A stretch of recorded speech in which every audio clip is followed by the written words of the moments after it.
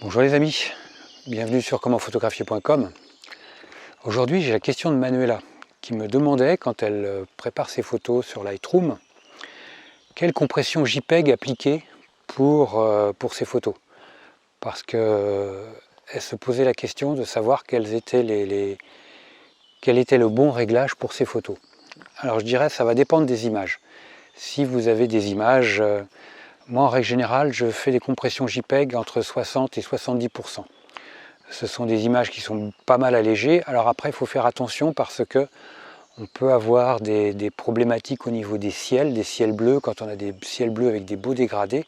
Si on descend trop en dessous, à partir de 60% et en dessous, on risque d'avoir des phénomènes de zone. Donc on va perdre le dégradé parfait. Donc ça c'est le genre de choses où il faut regarder, il faut tester. Et puis en même temps on risque d'avoir les phénomènes de dégradation en bordure d'objets, en lisière de netteté. Donc je dirais qu'il faut éviter d'aller en dessous les 50%, en dessous 60%. Donc faites attention, je dirais ça c'est en fonction des images et c'est à tester. Si vous avez des images avec beaucoup de détails partout, pas de ciel en intérieur, vous pouvez éventuellement alléger la photo de façon conséquente. Descendre en dessous du 50% éventuellement. Mais là encore, c'est des choses à tester, à essayer. Et puis la compression ne sera peut-être pas forcément les mêmes pour chaque photo. C'est là où après, ça peut prendre du temps. C'est pour ça que moi je choisis la compression intermédiaire entre 60 et 70%.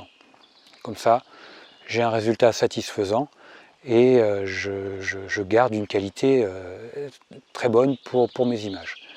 Après, si je veux retravailler mes photos dans Photoshop par exemple, je vais éventuellement faire du JPEG sans compression, à 100%, et comme ça va me permettre de refaire un enregistrement JPEG par-dessus. Et comme ça, je n'aurai pas de perte. Certains vont dire faire du TIFF, 16 bits, mais bon, personnellement, je ne le fais pas parce que j'en ai pas la nécessité, c'est lourd comme une vache morte.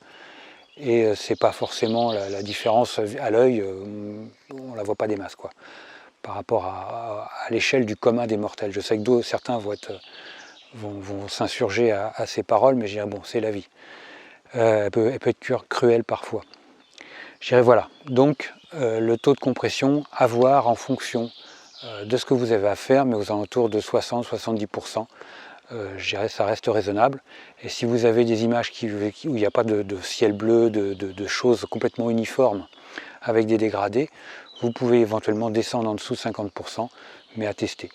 Parce que déjà sur une photo, moi mes photos sur mon Alpha 7 III, les photos normales font 25-30 mégas en RAW. Et une fois compressé correctement à 60-70%, je vais redescendre entre 2 et 4 mégas. Les images n'ont pas toutes le même poids parce que ça va dépendre de la diversité des pixels. Si vous avez une photo avec un mur blanc, beaucoup de murs blancs et un seul personnage, la photo sera plus légère que si vous avez, comme ici en forêt, une photo de paysage de forêt, parce qu'on va avoir plein de traits, plein de choses, donc la photo va être plus lourde. Donc vous voyez, c'est quelque chose, il n'y a pas de science exacte. Voilà les amis, un petit like, moi ça me fera super plaisir, je vous like super fort. N'hésitez pas à vous abonner à la chaîne, n'hésitez pas à partager cette vidéo. Et puis n'hésitez pas à faire partie de mes contacts pour être informé des informations, de ce qui se passe, des actualités sur le site, commentphotographier.com. Et puis moi je vous dis à très bientôt. Ciao les amis.